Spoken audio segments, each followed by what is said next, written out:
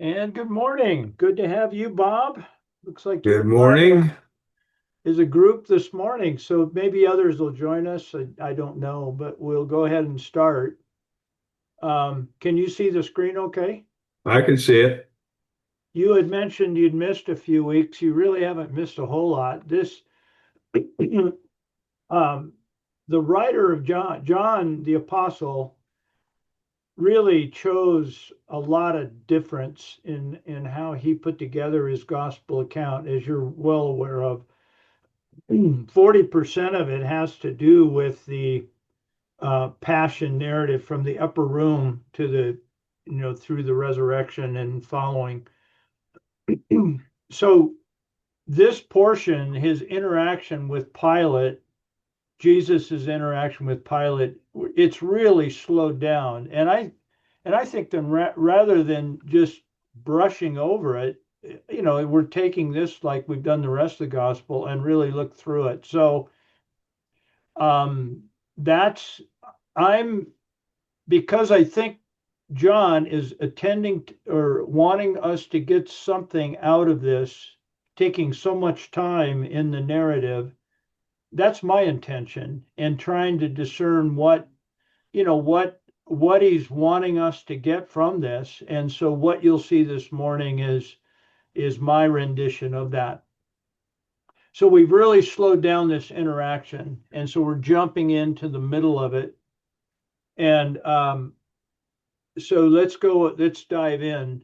We're going to be looking at two distinct realms. Good morning, Jeff. Morning. Is Morning, it Jeff. just the three of us? Yeah, Wow. Sorry I'm late. no worries.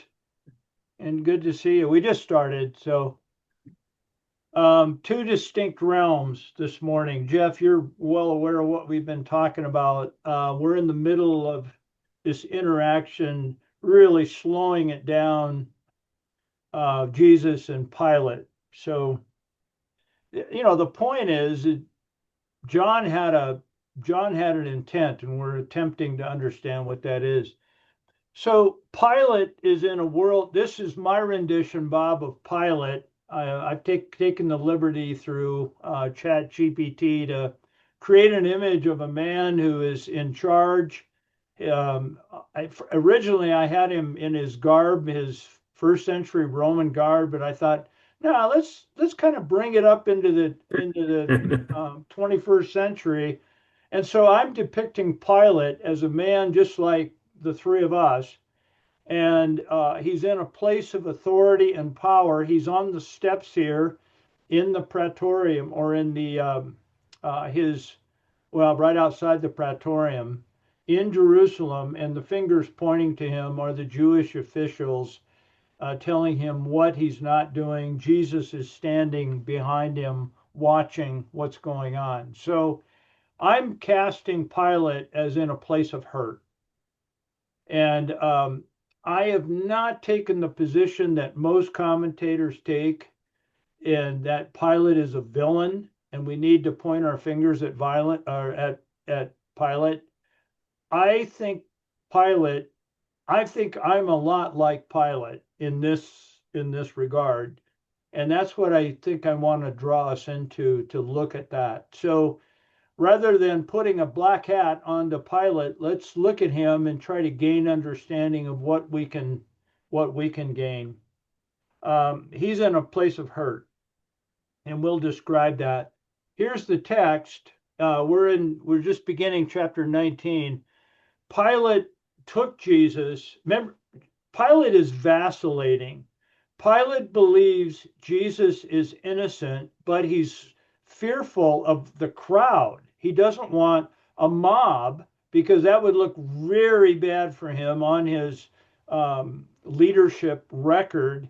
And so he's vacillating, trying to appease the crowd and trying to uh, satisfy justice, which would be letting Jesus go. He doesn't see any grounds whatsoever for his crucifixion.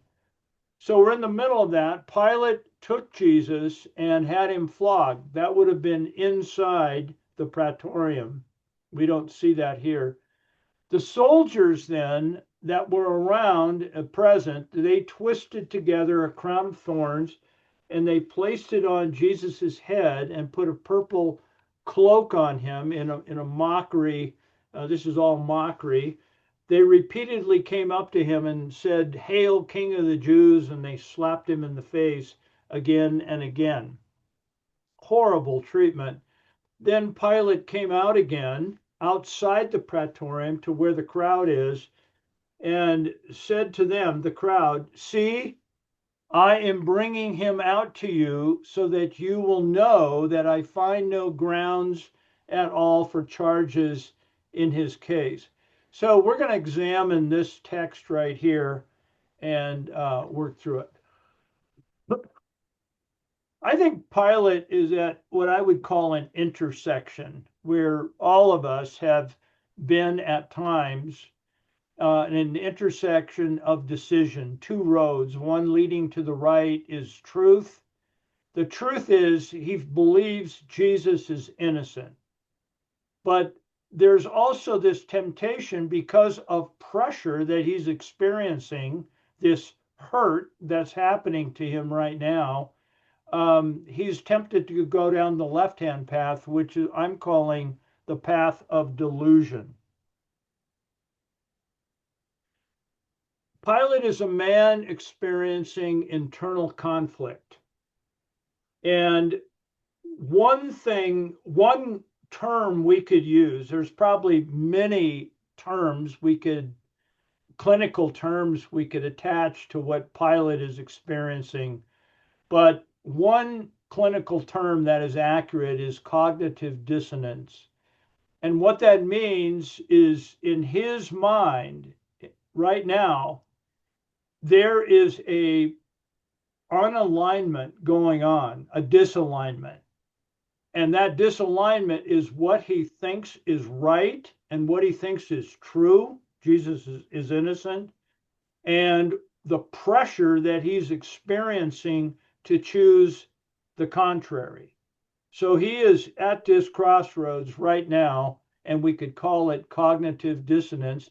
And what he's going to demonstrate is what, from my perspective, not just Pilate, but me and us as humans, what we tend to do when we're experiencing pressure. So, because of he's got a privileged, authoritative position in governmental position. He holds power just by his word. He can steer the boat to good, or he could steer for evil. So he has got a privileged position, not unlike you and I. In our lives, we hold, just because of who we are as people and our place in society, maybe not the scope that Pilate experiences, but I view myself, and I hope you as well, is that we are in a place of privilege. And Pilate is in a place of privilege. And to exercise my role and your role, we can do that for good, or we can do that, we can choose evil. Pilate believes Jesus is innocent, but he's also, this is his conflict, he's also in fear of the crowd and what this crowd could do to his future. It's going to get worse, but because we know the story. Therefore, Pilate, as the ruling agent within that region, he's got full power to follow through with what he thinks is right. He can make the decision. There's nothing suppressing him other than himself and his own construct. He creates a self-created construct in his head, and therefore he's paralyzed to carry out what is rightfully his, letting Jesus go. Because of what he's carrying in his head, this construct, he is bound, even though in all practicality, he has if he were totally free from himself, he could act in a way that would be righteous and do what is fully right, which is the innocent letting Jesus go. Then he would have to deal with the ramifications.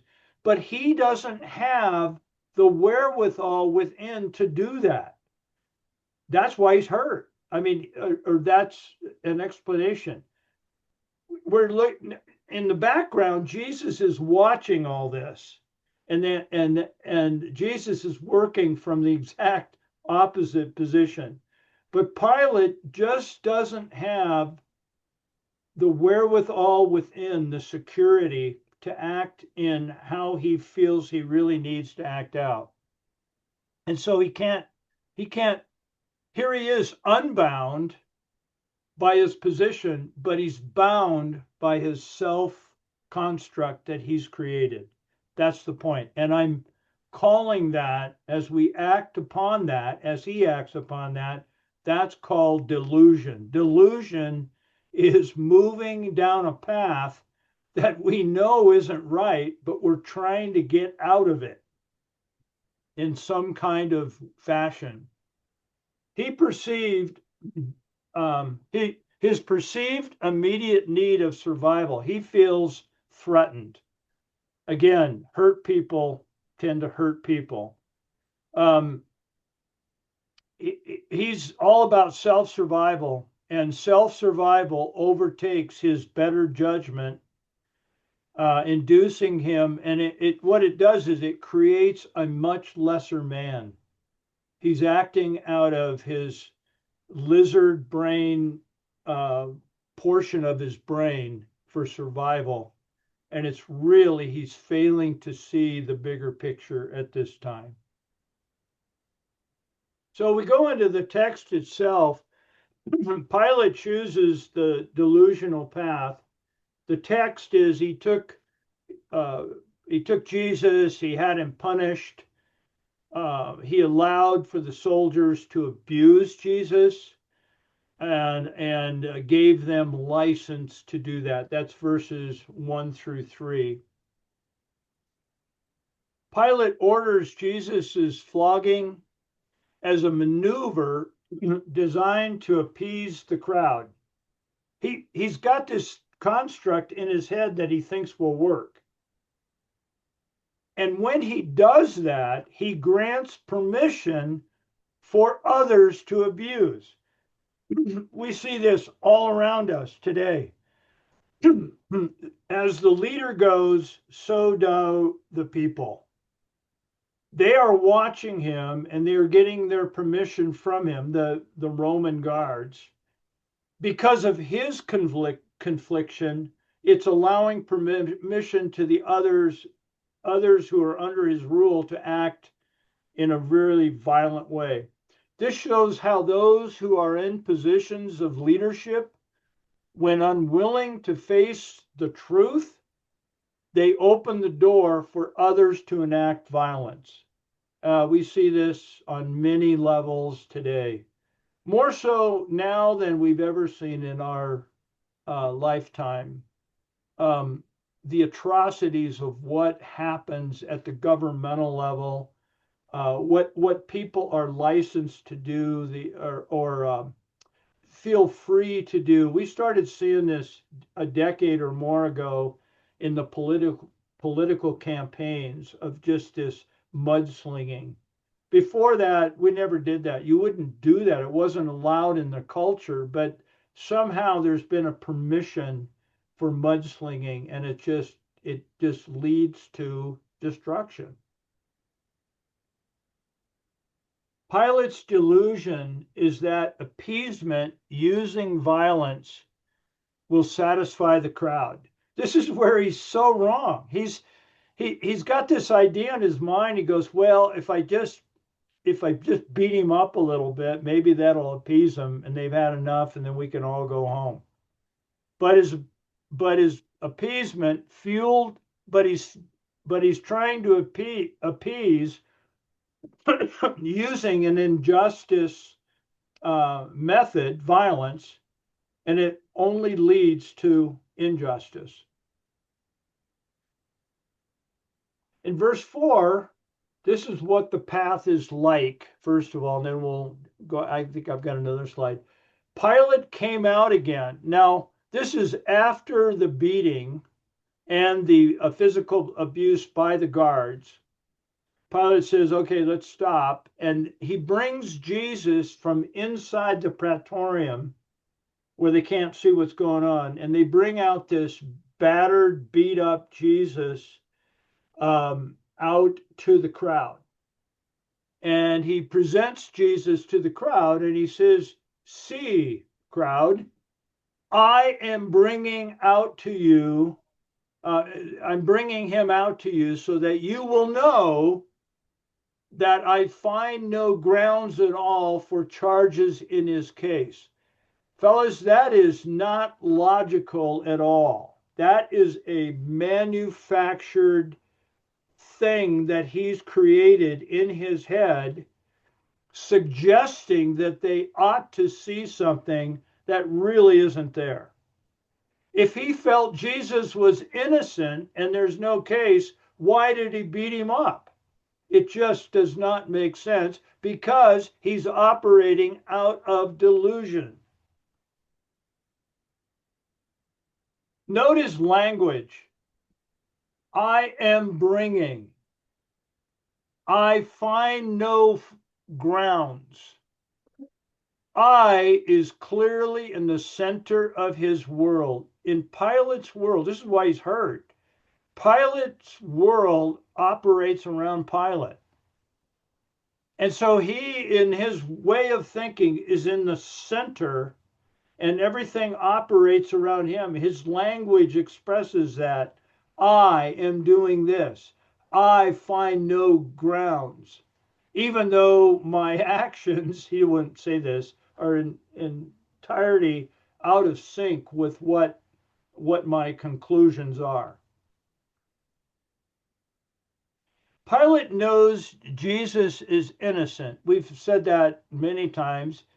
He's repeatedly stating, I find no guilt in him, yet he tries to manipulate outcomes, believing he can both protect himself and preserve justice. He's trying to appease, to satisfy the crowd. They've had enough, so we can let Jesus go and get this thing past us. This is the delusion of control. This is what I've tended to do many times in my own life. I can't say it gets any easier at age 71, but I can say by God's grace, I'm able to recognize control maybe a little bit faster. And if I have the grace and the wisdom to believe that at the moment, maybe I can keep from shooting myself in the foot a little easier than when I was, 20 years ago. I'm just able to recognize it a little quicker. But he's in the delusion of control, thinking he can manage circumstances in order to create his desired outcome. That's the world that he has built. And his great downfall, this is how Pilate is remembered in society today. Jesus suffered under Pontius Pilate, the Apostles' Creed, repeated Sunday after Sunday. Oh boy, this poor guy. His great downfall is that he actually thinks he can control the response of the other. Pilate is guilty, and by golly, I've been guilty numerous times, trying to use my own manipulative means, sometimes, in a very righteous or self-righteous sense.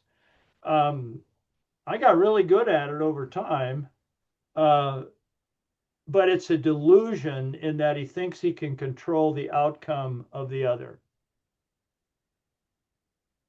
Where this path leads, okay, we saw what it was like. Now, in verses 1 through 4, where this leads. Pilate is hopeful for solution. Morning, Tatsi. Morning. Pilate is hopeful for a solution. His choices, however, are compounding into heartbreak, more pain, and less control. And I think to be human, we know at various levels what this is like, where, I get into the saddle and I take the reins, but it only leads to heartbreak and more pain and less control. He obviously cares. This is the stance that I take on this interpretation that is not shared by all. I think Pilate is caring to some degree because he keeps vacillating back and forth. If he just, it would have been, if he didn't care, I think it would have turned out different, meaning he would have said, crucify him. Let's get him out of here. It would have been over hours ago, but it's not. John depicts it as this vacillating, going back and forth, trying to manipulate circumstances in order to appease the crowd and get Jesus off the hook. So I'm taking the stance that he cares. And this whole thing, are you satisfied yet? But he's also caught in this trap. I view the half of chapter 18 and up to, I think, verse 16 and verse 19 in chapter 19 is a trap that he's in, and it's created by himself. He's caught in this trap of his own making, ordering more and more violence towards an innocent man. And that is a dreadful thing. If he does care, a man, if he has any caring bone within him, which I think he does, God, imagine for a moment how he must feel about himself. In the other Gospels, we've got his wife's counsel, which we're not tapping into because we're in John. But all of this stuff that's going on, it's got to be doing something inside of him, and he can't be feeling very good about himself at this time.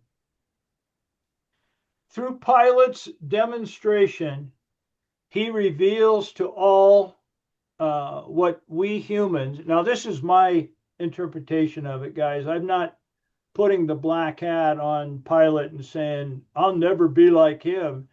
On the contrary, I said I have functioned at this, not at this extreme level, but in the same way numerous times in my life. And he reveals to all of us what we humans are capable of. Not exclusively, there's not at all. There's a wonder about being human and what we're capable of, but he is displaying everything negative of what we humans are capable of while experiencing great pressure. And I think that's the point. That's the point of this interaction. And from my perspective, the way I look at things, there is no black hat Pilate and us and them. I would never do that. There is only we. And I think John, the writer, is taking so much time in his gospel account to show us not the primary motive of what the atrocities of what we humans are capable of, but on the contrary, the absolute unending patience and love of God in this scenario. So the summary is this. We're going to get to Jesus in a minute. So the summary is, today we find Pilate trapped between conscience and fear. He's convinced of Jesus's innocence, yet pressured by the crowd. he turns to control through using the tool of violence towards an innocent man. And what he thinks is clever actually becomes a handcuff. He may not have cast it in the word clever, but he's trying to get out. Is that Kleber? I think I misspelled that. And what he thinks is supposed to be clever becomes a handcuff. His logic is based on the belief that the crowd will respond as he would respond, which is partial punishment will satisfy their need. I just want to give them enough blood so they'll go home, but not too much. But the problem is the more he seeks to control the outcome, the deeper his entanglement comes. So there's no such thing as arm's length. He's making choices that he is suffering from. His entanglement becomes. As a leader, which he certainly was, his confliction, what's going on inside of him, is the permission others need to act in violence and pain. I really see that. I see it in the text, and I see it all around me. As what I see in today's world, as leaders are acting in a derogatory and shameful and abusive way, it gives permission to others to act in that same way. And that is really unfortunate. We call it mob thinking, or I can't quite, but it's mob thinking. Oh, he's doing it.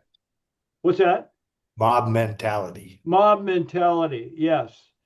And he or she is doing it, so I can get away with it too. And it's just not healthy. And I think it points to the condition of humankind. There is a huge nobleness about being human. We're created in God's image. But on the flip side of that is there's a huge potential for evil that we're seeing depicted right here through this leader and what he's allowing to happen under his watch. All the while, now here's the conflict, or the flip side, the other side of what is happening. All the while, Jesus is present in this scene.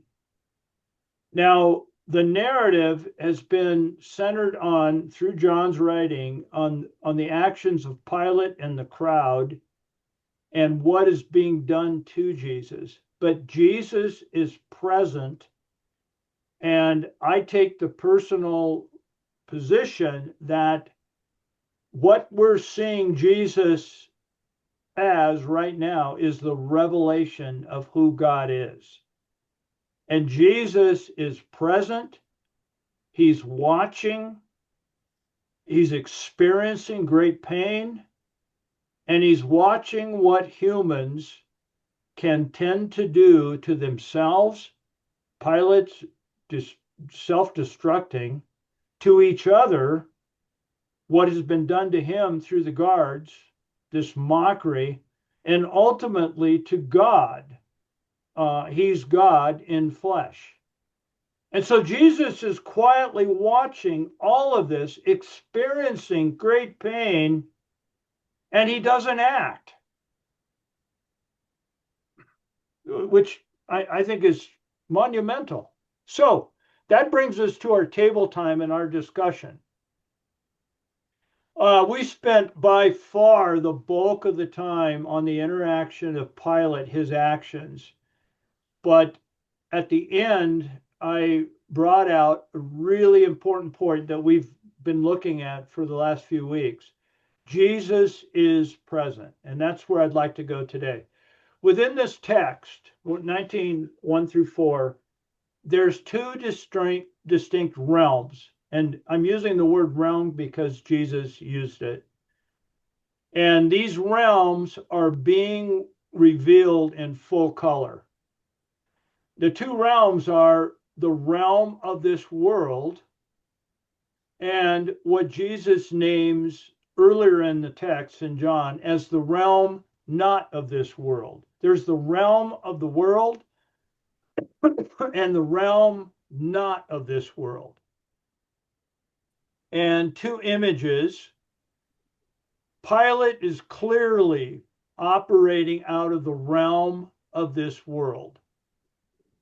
Jesus is clearly operating, and that's lifting that image, Jesus watching on or looking on. Jesus is operating out of the realm not of this world. So there's the realm of the world and the realm not of this world. So for the time left, let's talk first of all about what distinctives can you name? What is apparent? How do you and I identify the realm, what the two realms are about? Boy, I think this gets so muddied up. But what is the realm of this world and what is the realm not of this world that Jesus is showing us? This we could talk about that first. I would say And that, go ahead, Mike. and then let me finish, and then you can Okay. talk, Bob. And then what way do you find hope after we talk about what way do you find hope within Jesus's demonstration of silence? I I am taking the position that his silence is not a byproduct of the narrative. It is showing us something and something vitally important. So, Bob, go ahead. What's your what's your comment? Well, the distinctives seem to be a conflict between people wanting to be in control, never wanting to surrender control, and the other is surrender and obedience. And okay, I'm not playing. Yeah, yes, okay. How do we talk? What do you base that on? I mean, talk a little bit more Well, about that. Why do you think that? I think I'm probably when I say people wanting to be in control, I'm taking it maybe out of the context that you were presenting, but it's from the context of the people who are pretty quickly going to be saying crucifying. It's not people just don't want to surrender control of their lives Yeah. Are you one? or their future. Okay, so one is surrender, and one is it's surrender, and one is to maintain control. Okay, Right. those are two very big distinctives. Great. What about some other distinctives? And I don't know how to describe it as a distinctive, but what I see going on here is we've got two realms, and in each realm we have plans, or I don't even know if plans is right. So you've got the Pharisees and the Jews that are trying to have Jesus crucified, and that is their plan. They need to get rid of him. So then we have Pilate who says, maybe if I just beat him up a bit, that'll Yeah. satisfy him. So because he doesn't see their overall plan, which is to get rid of Jesus. So he has a plan that he thinks will appease them. And so he takes that, and Jesus is just watching. So what I see in the other realm is Satan's plan, that he wants to get rid of Jesus. He thinks that's going to work as well. And then you have Jesus who remains silent because he knows God's plan.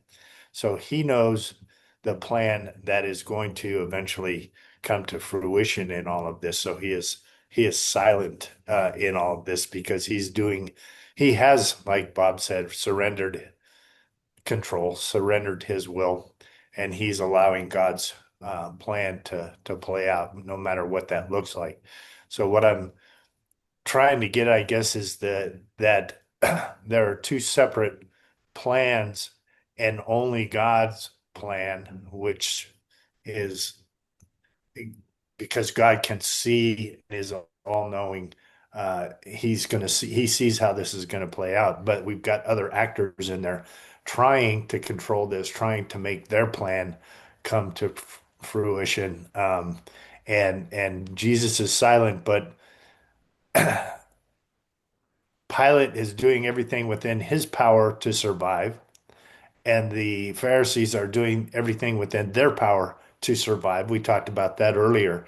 They're trying to maintain their control. They're trying to uh, keep their way of life or whatever from exploding or imploding by what the what's it wasn't Caiaphas, but his father, I guess, said. Yeah, Um, don't you realize that, for all of us to survive, one man has to die, kind of thing. yeah, yeah. So Exactly. I that's a little bit of rambling, but what I'm seeing is two different realms with two different plans, and the only plan that's gonna come come to fruition is the one that God had planned at the beginning. So both of you, yeah, thanks, Jeff. And both of you guys, Bob and Jeff, are really in the same realm talking about what you see are the distinctives, and the word control keeps coming up. And Jeff, you expanded on what Bob was saying. You cited different people within this narrative are using their logic and their means to create what they think they need to do. They're all acting out of what they think they need to do. Now it's dramatically filtered by their biases and so forth, but they're all acting. Yeah. And How? I see it. I don't know if this is a good example or not, Yeah, but all of the actors, the Pharisees and Pilate in this case, are working out of survival mode.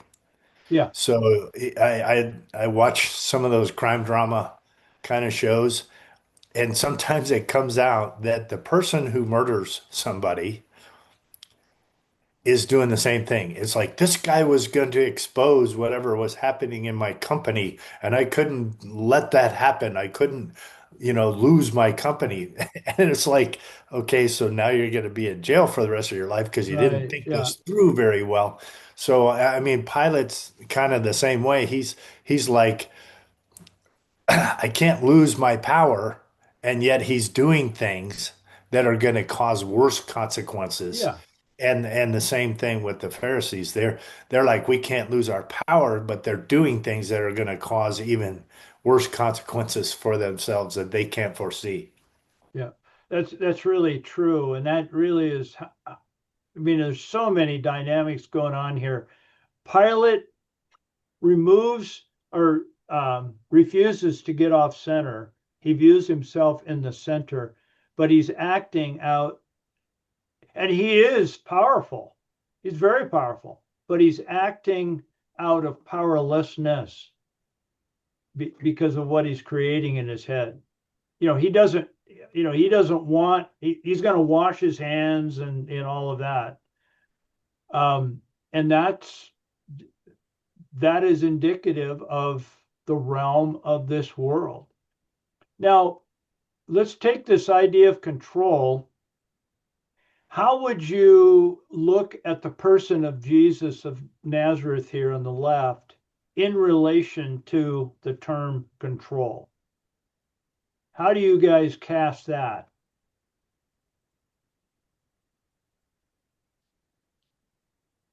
Well, it's funny because you think, he's remaining silent because he is in control, but he has relinquished control to the Father. He knows who ultimately is in control, and he's at peace with that because he's already been to the garden and he, shed tears of blood that that again solidified that he knew God was in control. He knew God's will was going to be done. The Father's will was going to be done. So he has relinquished control, but he has relinquished to that control to the only one he could trust in this whole situation.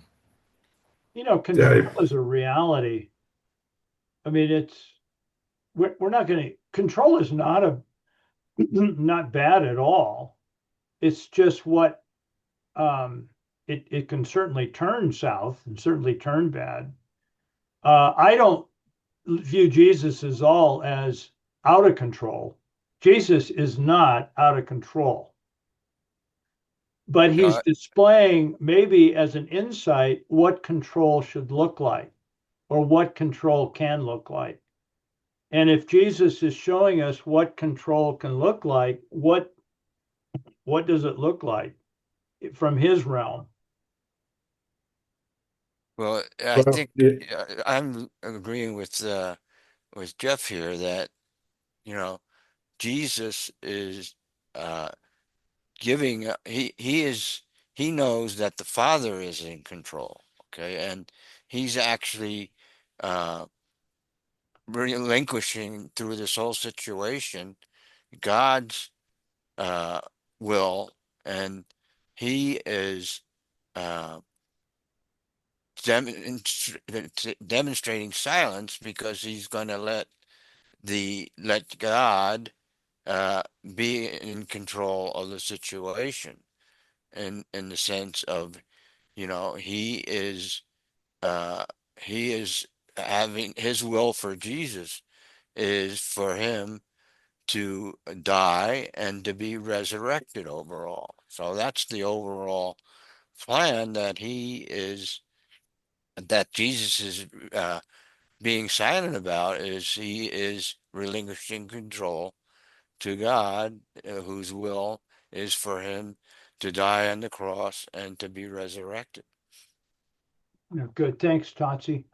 Yeah, thank you. Bob, you were going to say something. I'm just going to say, Jesus is, well, first of all, in the garden, he said, Father, let this cup pass from me. He didn't want to do it, but he was being obedient.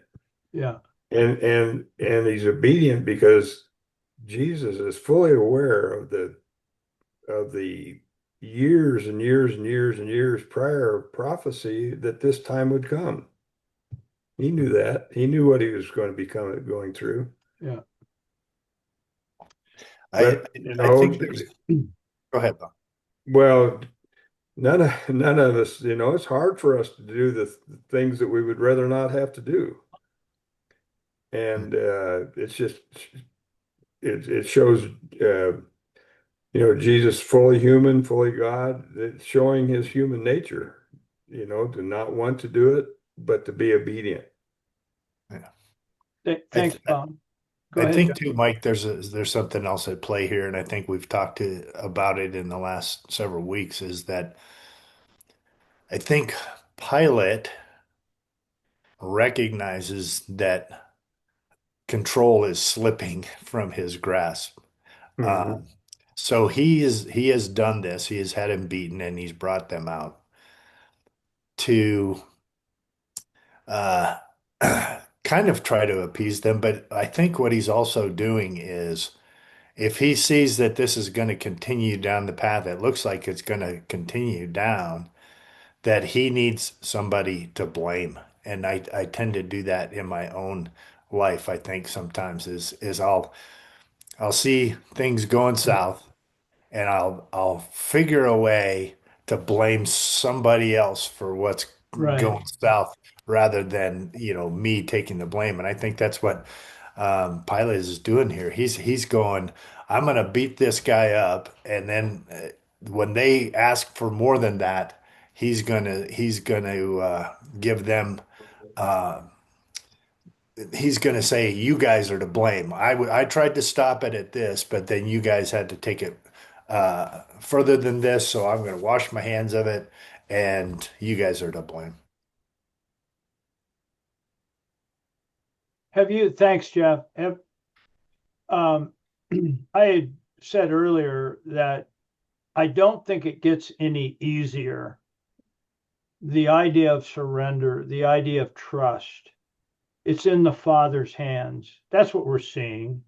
That's right. I I've got story after story of how I, being a follower of Jesus like you folks, have gone down a path, and when things get tight, like we see here, I have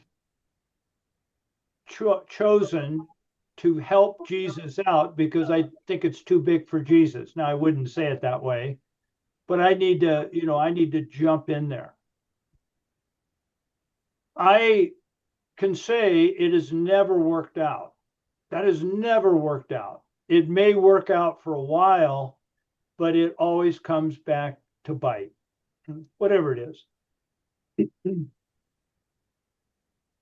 Have you, Jeff, or Bob or Tatsi, have you noticed, or would you say, to what degree are you able to recognize that reality as you've aged? Has aged helped you recognize that that voluntary involvement that tends to shoot ourselves in the foot? Are you able to pick that up any easier now than you did 20 some years ago? Yeah, I think so. It's like, um, you know, wisdom is gained by a series of mistakes oftentimes in Yeah. life. You look back and you go, man, I remember when I did that wrong. So I'm less likely to walk into a situation or to voluntarily do something that's going I know will probably end up in the same result that I had in the past. So, uh, I think I've used this example before, but all the regulations in aviation are written Yeah. because somebody died. You know what I'm Yeah. saying? Somebody did something stupid and died. So now we put it in a book and you say, don't do this, you Right. know. So that's kind of the way life works. You go through some things and you realize that didn't work out well. So Yeah. you're less likely to walk into something like that now. Yeah. I think for some reason it takes age. Bob, were you going to say something? Well, I was just going to say that to answer the question for me, yeah, yeah, as I age, it's much more, I'm much more aware Yeah. Me too. um, of the value of letting go as opposed to constantly trying to push a rope up a hill. Right. I am too. I I am too, and I'm really grateful for that. And I'm grateful that we have a loving Savior who just bathes us in grace to be able to have the power to do that. Right. Yeah. Yeah, me too. So let's let's move on then to the last question there. If we look at Jesus is silent, but he's not passively silent. I think we brought that out. He's actually in reality in control, and he's fully aware that nothing has changed. He is the second person of the Trinity. He is in absolute relationship with the Trinity as part of the Godhead at this moment, and we see the Godhead demonstrating a certain way, which is silence.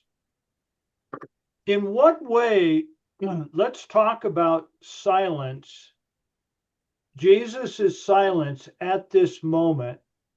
Does it give you any kind of positive motivation, hope? And if so, I'd love to hear what your thoughts are. Hmm. I think the silence is actually his demonstration of trust of the Father and yielding to the Father's will.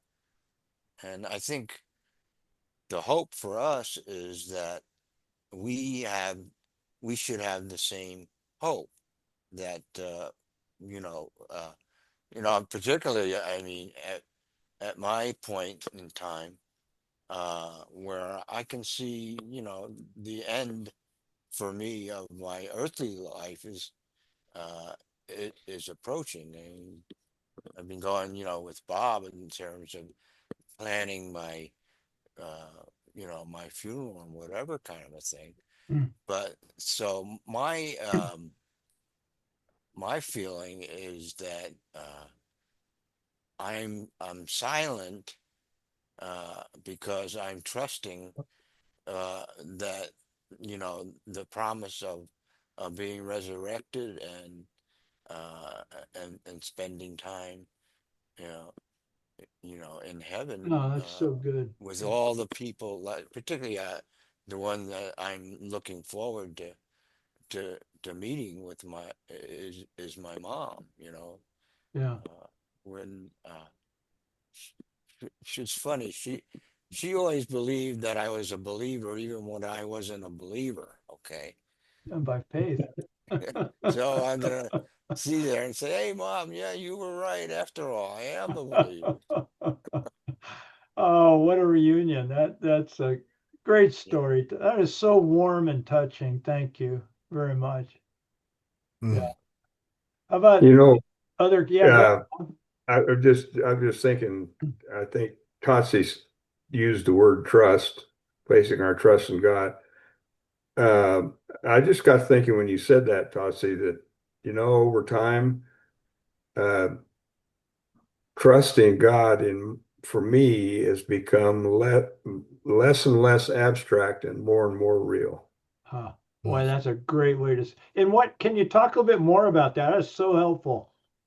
Well, I knew the right words to use. Again, it could be it could be in the realm of manipulation that we talked about with Pilate. Um, but I could use the word trust. This is what we're called to do is place our trust in Christ, place our trust in God.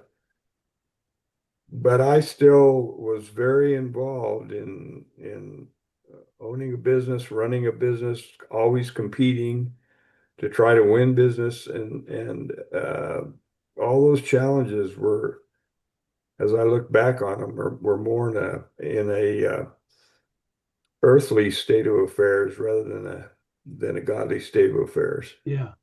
And if I track what's been happening with me over the last decade or so, um, placing my trust in God and the work that Christ has done to redeem me has become very real. I And hear, that's just, go ahead. well, that's just, I guess, the aging process, um, really releasing myself from the world and to try to be as much as I can, try to be fully trusting and surrendered to letting God live His life through me, let Jesus live His life through me. That's become more and more real each day. Yeah. Mm. You use the I term. think about this a lot more than I used to, I guess is a simple way to say it. Yeah. Yeah. Yeah, and I can imagine you that at the very moment, you said earlier that every day is a new adventure and every like a Yeah, bicycle. It's I would assume what you're meaning is when you say real, you're not bringing Jesus, you're recognizing Jesus's presence there yeah, already much more than you did 20 some years ago. exactly. That's a better way to say it. One thing, yeah, yeah, and I can resound or I can resonate with that exactly. The same your words.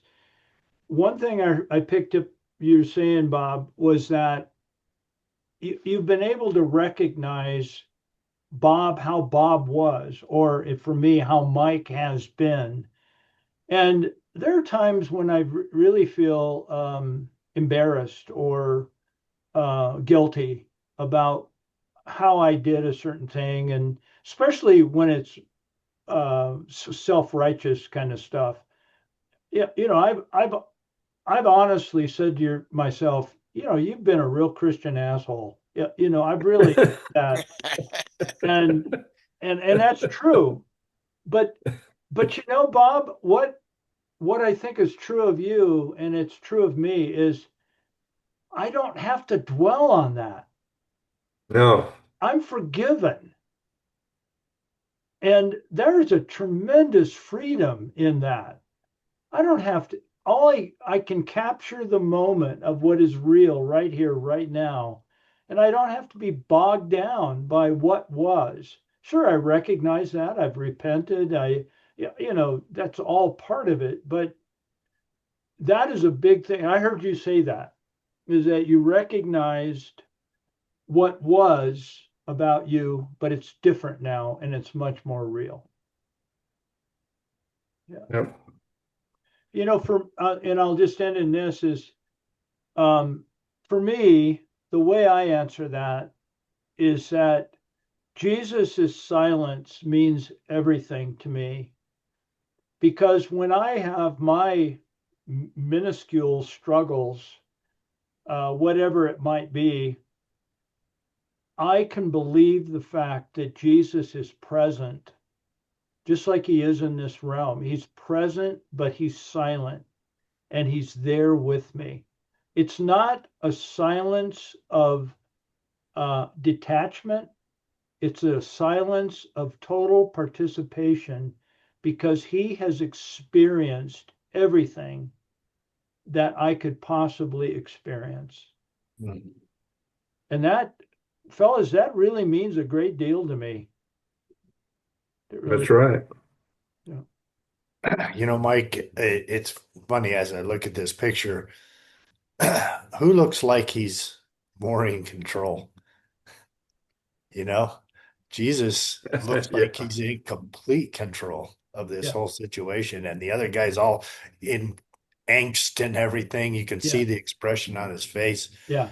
and Jesus is at peace and he's in control. So that for me, that the hope that I find is that Jesus's silence in this whole situation demonstrated more power than any of the actors involved in this thing.